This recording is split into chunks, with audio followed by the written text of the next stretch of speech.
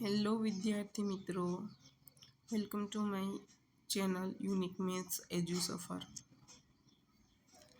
આજે આપણે વાત કરવાના છીએ જે ઇકોનોમિક્સ, સ્ટેટિસ્ટિકલ અને રિસર્ચ આસિસ્ટન્ટની એક્ઝામ આવવાની છે એને રિલેટેડ જે ટોપિક છે ઇકોનોમિક્સ, અને ઇકોનોમિક્સની અંદર પુરવઠો સબ ટોપિક છે એના વિશે વાત કરીશું.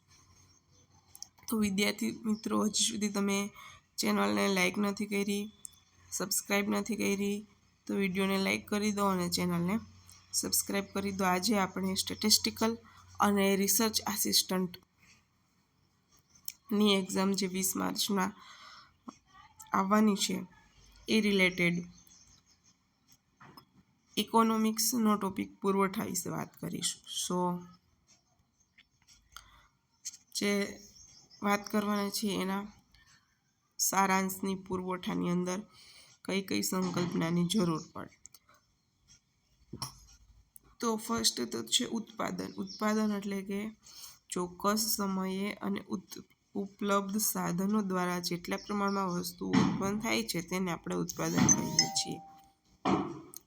શું કહેવા માંગે છે ઉત્પાદન? તો કે ચોક્કસ સમયે ઉત્પાદન ઉપલબ્ધ જેટલા સાધનો છે, સાધનો દ્વારા જેટલા પ્રમાણની અંદર વસ્તુ ઉત્પન્ન થાય છે તેને ઉત્પાદન કહેવામાં આવે છે. હવે પુરવઠો શું છે? ઉત્પાદન એટલે પ્રોડક્શન.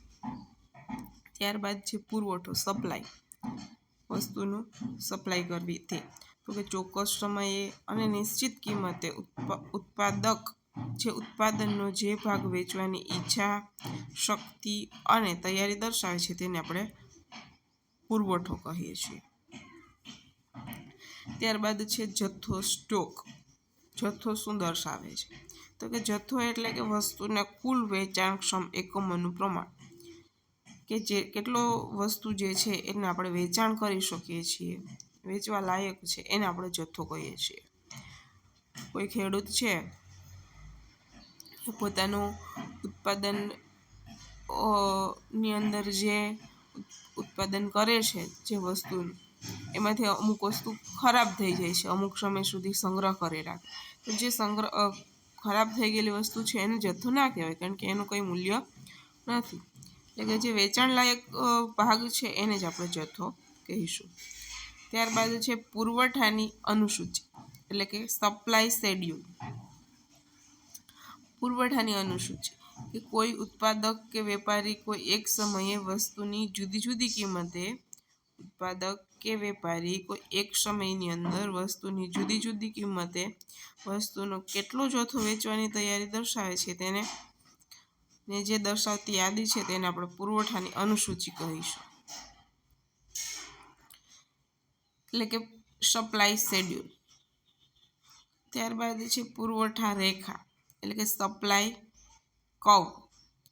કિંમત અને પુરવઠા વચ્ચેનો સંબંધ દર્શાવતી જે રેખા છે એને આપણે પુરવઠા રેખા કહીએ છીએ. ગ્રાફની અંદર કિંમત વર્સિસ પુરવઠો આવો ગ્રાફ ડ્રો કરવામાં આવે ત્યારે એની જે રેખા બને છે એને આપણે પુરવઠા રેખા કહીએ છીએ. હવે ત્યારબાદ છે પુરવઠામાં વિસ્તરણ, એટલે કે એક્સપાન્શન ઓફ સપ્લાય. શું આપે છે? તો કે વસ્તુની કિંમત વધતા પુરવઠામાં જે વૃદ્ધિ થાય એને આપણે પુરવઠાનું વિસ્તરણ કહીએ છીએ. કિંમત વધે તો પુરવઠાની અંદર વૃદ્ધિ થાય છે. ત્યારબાદ છે પુરવઠામાં સંકોચન. એના પર ડિપેન્ડ કરે છે? તો કિંમત પર ડિપેન્ડ કરે છે. Contradiction of supply. વસ્તુની કિંમત ઘટતા પુરવઠો ઓછો થાય છે, કિંમત ઉપર આધાર રાખે છે. જો કિંમત ઘટે છે તો પુરવઠો ઓછો થાય તો તેને પુરવઠામાં થયેલું સંકોચન કહે છે. ત્યારબાદ છે પુરવઠામાં વધારો. બંને અલગ અલગ શબ્દો છે, પુરવઠામાં વિસ્તરણ અને પુરવઠામાં વધારો. વધારો શું દર્શાવે છે? Increase in supply. તો કે ઉત્પાદન ખર્ચ ઘટે, સરકારની હકારાત્મક નીતિ વગેરેને કારણે કોઈ પણ કારણોસર ઉત્પાદનનો ખર્ચ ઘટે ને પુરવઠો વધે તો પુરવઠામાં વધારો થાય છે. વધારો કેના પર આધાર રાખે છે? ખર્ચ ઉપર. ખર્ચ ઘટે અને વધારો પુરવઠામાં વધે ખર્ચ ઘટે કોઈ કારણોસર અને જો પુરવઠો વધે તો પુરવઠામાં વધારો થયો કહેવાય. એટલે કે વધારો જે છે ખર્ચ પર આધાર રાખે છે, જ્યારે વિસ્તરણ સંકોચન કિંમત પર આધાર રાખે છે. એટલે કે કિંમત સિવાયના કોઈ અન્ય પરિબળને કારણે જો પુરવઠામાં વધારો થાય તો પુરવઠોમાં વધારો થયો કહે છે. પુરવઠામાં ઘટાડો એટલે કે ડિક્રીઝ ઇન સપ્લાય.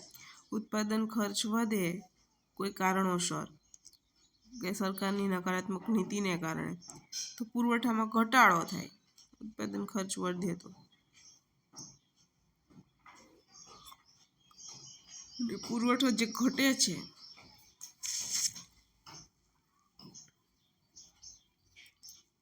એને શું કહે છે? પુરવઠામાં થતો ઘટાડો. કોઈ નીતિને કારણે સરકારની કોઈ નીતિ હોય અને ખેડૂત ઉત્પાદન ખરીદી શકતો નથી, એનો ખર્ચ વધી જાય છે. ખર્ચ વધે તો કિંમતમાં એને સરેરાશ જે મળવું જોઈએ એ ઘટાડો જોવા મળે. એટલે પુરવઠાની અંદર જે સપ્લાય થાય એમાં ઘટાડો થાય, ખર્ચ વધારે કરી નાખે તો. વ્યક્તિગત પુરવઠો એટલે કે ઇન્ડિવિજ્યુઅલ સપ્લાય.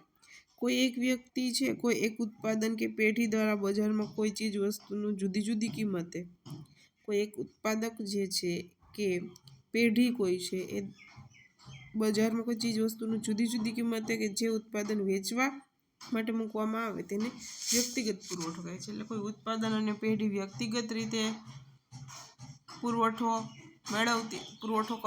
સપ્લાય કરતી હોય તો તેને વ્યક્તિગત પુરવઠો કહે છે. હવે બજાર પુરવઠો એટલે શું? Market supply. તો કોઈ ચોક્કસ કિંમતે ઉત્પાદકો દ્વારા વસ્તુનો જેટલો પુરવઠો બજારમાં મૂકવામાં આવે છે ને તેના કુલ સરવાળાને બજાર પુરવઠો કહે છે. કોઈ ચોક્કસ કિંમત ચોક્કસ હોય, ઉત્પાદકો દ્વારા વસ્તુનો જેટલો પુરવઠો બજારમાં મૂકવામાં આવે તો તેના કુલ સરવાળાને બજાર પુરવઠો કહે છે.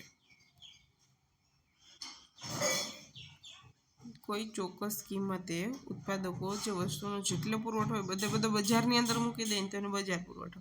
પણ ઉત્પાદક કે પેઢી દ્વારા જો ચીજ વસ્તુનું વેચાણ કરવામાં આવે, ઉત્પાદન વેચવામાં આવે તો વ્યક્તિગત પુરવઠો, અને બજારની અંદર કરવામાં આવે તો બજાર પુરવઠો. ત્યારબાદ છે પુરવઠા વિધેય એટલે કે સપ્લાય ફંક્શન.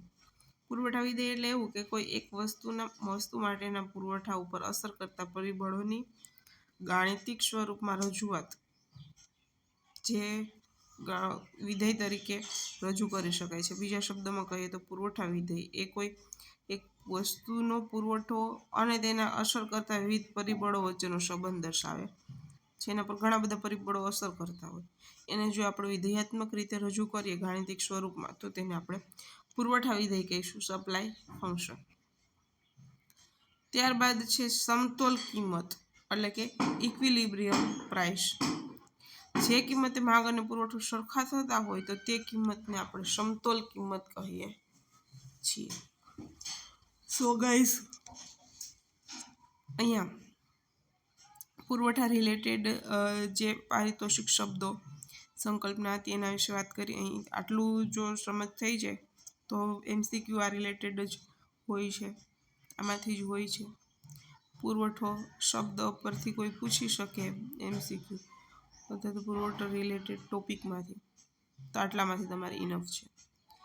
આવી જ રીતે ઇકોનોમિક્સના ટોટલી જે સિલેબસ છે SNRAનો એ સિલેબસના સબ ટોપિક આપણે વિડીયો વાઇઝ પૂર્ણ કરીશું. એના માટે હજી સુધી વિડીયોને લાઇક નહીં કર્યો તો વિડીયોને લાઇક કરી દો અને ચેનલને સબસ્ક્રાઈબ કરી દો.